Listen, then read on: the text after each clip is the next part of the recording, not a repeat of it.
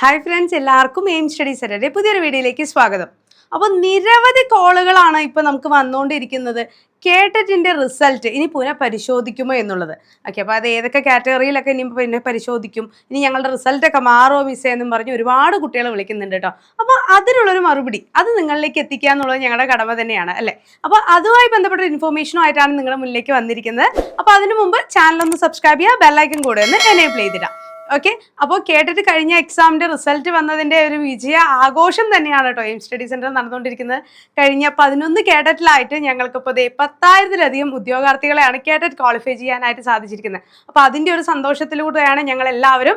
അപ്പോൾ അതിൻ്റെ സന്തോഷത്തിൽ ഇപ്പോൾ എയിം സ്റ്റഡി സെൻറ്ററിൽ കേഡറ്റിനും LPUP-ക്കൊക്കെ സ്പെഷ്യൽ ഓഫറുകൾ നമ്മൾ പ്രഖ്യാപിച്ചിട്ടുണ്ട്. അപ്പോൾ നാളെയാണ് നമ്മുടെ കേഡറ്റിൻ്റെയും LPUP-യുടെയും പുതിയ ബാച്ചുകൾ ആരംഭിക്കുന്നത് കേട്ടോ. അപ്പോൾ സർവീസിലുള്ള അധ്യാപകർക്ക് വേണ്ടിയുള്ള സ്പെഷ്യൽ കേഡറ്റിൻ്റെ ക്രാഷ് കോഴ്സും അതേപോലെ തന്നെ ജനറൽ കാറ്റഗറിൻ്റെ ബാച്ചുകൾ നമ്മളത് ആരംഭിക്കുന്നുണ്ട്. സ്പെഷ്യൽ ഡിസ്കൗണ്ടോട് കൂടിയാണ്. അപ്പോൾ കോഴ്സിലേക്ക് ജോയിൻ ചെയ്യാൻ ആഗ്രഹിക്കുന്നവർ 9446537080 നമ്പർ കോൺടാക്ട് ചെയ്യുക. ഓക്കെ, അപ്പോൾ ഈ ഒരു അവസരം പാഴാക്കണ്ട. അപ്പോൾ നമ്മളുടെ ഇപ്പോഴത്തെ വിഷയം എന്താണ്? കേട്ടിട്ട് ഡിസംബറിലെ റിസൾട്ട് പുനഃപരിശോധിക്കുമോ എന്നുള്ളതാണ്. അപ്പോൾ അതൊരു ന്യൂസ് റിപ്പോർട്ട് തന്നെ ആദ്യം നിങ്ങൾക്ക് കാണിക്കാം.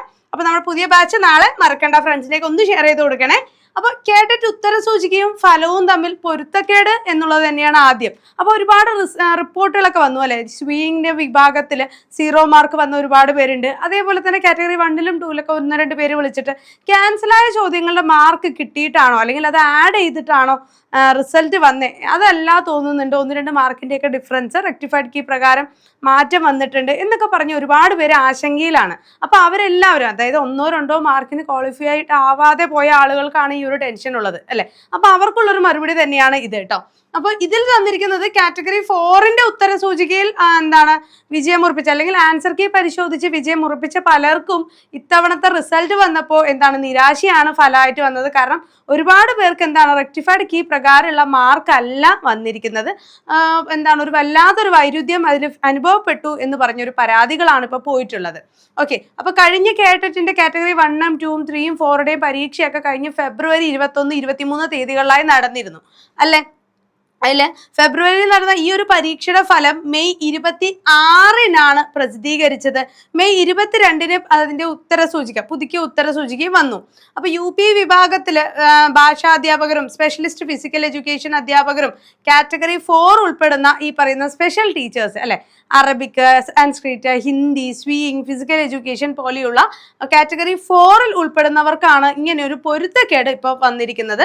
അധ്യാപക സ്ഥിര നിയമനത്തിനും സ്ഥാനക്കയറ്റ കേട്ടറ്റ് യോഗ്യത ഇപ്പൊ നിർബന്ധമാക്കിയ സാഹചര്യമാണ് അല്ലെ. 2028 ഓഗസ്റ്റിനുള്ളിൽ തന്നെ അവർക്ക് എന്ത് ചെയ്തെടുക്കണം? കേട്ടറ്റ് ക്വാളിഫൈ ചെയ്തെടുക്കണം. അപ്പൊ ഈ ഒരു സാഹചര്യം ആയതുകൊണ്ട് നിരവധി അധ്യാപകരും കൂടെ എന്ത് ചെയ്തിട്ടുണ്ട്? ഇത്തവണത്തെ കേട്ടറ്റ് പരീക്ഷ അറ്റൻഡ് ചെയ്തിട്ടുണ്ട്. അപ്പോൾ ഈ പറയുന്ന സമയത്ത് പരിധിക്കുള്ളിൽ അല്ലെങ്കിൽ പരീക്ഷാഫലം വന്നത് മുതൽ ഉദ്യോഗാർത്ഥികൾ നേരിട്ടും അല്ലാതെ മെയിൽ വഴിയും എന്ത് ചെയ്തിട്ടുണ്ട്? ഈ പറയുന്ന പൊരുത്തക്കേടുമായി ബന്ധപ്പെട്ട് പരാതികൾ പരീക്ഷാ ഭവനെ അറിയിച്ചിട്ടുണ്ട്. അപ്പോൾ പരീക്ഷാ ഭവനിൽ പരാതികൾ നൽകിയവരാണ്. അപ്പോൾ പുതുക്കിയ ഉത്തരസൂചികയിൽ പല തെറ്റായ ചോദ്യങ്ങളും ക്യാൻസൽ ചെയ്തതായി അറിയിച്ചിരുന്നു. അതിന്റെ മാർക്ക് ഉദ്യോഗാർത്ഥികൾക്ക് നൽകിയിട്ടുണ്ടോ എന്ന ആശങ്കയും പലർക്കുമുണ്ട്. പാർട്ട് 2 1 അറബിക് 1, സംസ്കൃതം 4, ഡ്രോയിങ് 2, മ്യൂസിക് 1, തുന്നൽ 3, ഫിസിക്കൽ എഡ്യൂക്കേഷൻ 1 എന്നിങ്ങനെയായിരുന്നു ചോദ്യങ്ങൾ ഒഴിവാക്കിയത്.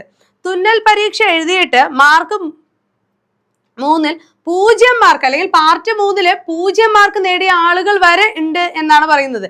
അതായത് അത്രത്തോളം വാല്യുവേഷനിൽ അവിടെ എന്തോ ഒരു പാകപ്പിഴ വന്നിട്ടുണ്ടാകും എന്നാണ് പറയുന്നത്. ഈ മാർക്ക് ലിസ്റ്റുകൾ അടക്കം ഉൾപ്പെടുത്തി പരീക്ഷാ ഭവൻ സെക്രട്ടറിക്ക് പരാതികൾ നൽകിയിട്ടുണ്ട്.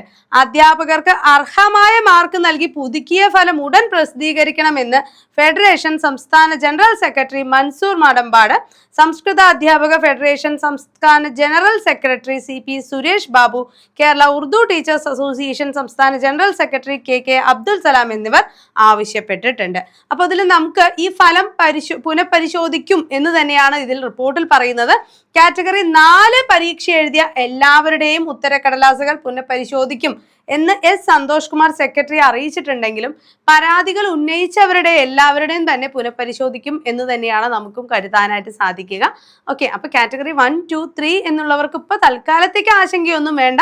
ഈ പറയുന്ന 4ലാണ് അവർക്ക് എന്താണ് ഒരു പൊരുത്തക്കേട് അനുഭവപ്പെടുകയും അത് കംപ്ലൈന്റ് പോയിരിക്കുകയും ചെയ്യുന്നത്. അപ്പൊ അതിന്റെ ഫലങ്ങൾ പുനഃപരിശോധിക്കട്ടെ.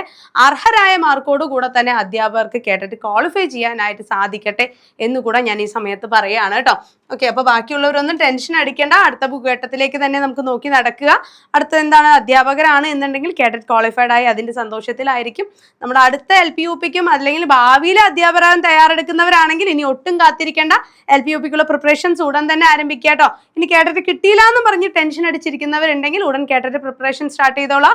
LPUPക്ക് മുൻപ് നമുക്ക് ഇതേ ഒരു കേഡറ്റിന്റെ നോട്ടിഫിക്കേഷൻ കൂടെ വരുന്നുണ്ട്. ഓക്കെ, അപ്പൊ അതിന് വേണ്ടിയിട്ടുള്ള പുതിയ ബാച്ചുകൾ നാളെയാണ് നമ്മുടെ സ്റ്റഡി സെന്ററിൽ ആരംഭിക്കുന്നത്. അപ്പൊ കോഴ്സിലേക്ക് ജോയിൻ ചെയ്യാൻ നിങ്ങൾ കോൺഫിഡൻസോട് കൂടി തന്നെ കൺസിസ്റ്റന്റ് ആയി നിങ്ങളുടെ പഠനം മുന്നോട്ട് തന്നെ കൊണ്ടുപോവുക. ഓക്കെ ആണല്ലോ? അപ്പൊ മറ്റൊരു വീഡിയോ ആയിട്ട് വീണ്ടും കാണാം. കൂടുതൽ അപ്ഡേറ്റ്സിനായി ചാനൽ സബ്സ്ക്രൈബ് ചെയ്യാൻ മറക്കണ്ട. ബെല്ലൈക്കൻ കൂടി ഒന്ന് എനേബിൾ ചെയ്തിടും.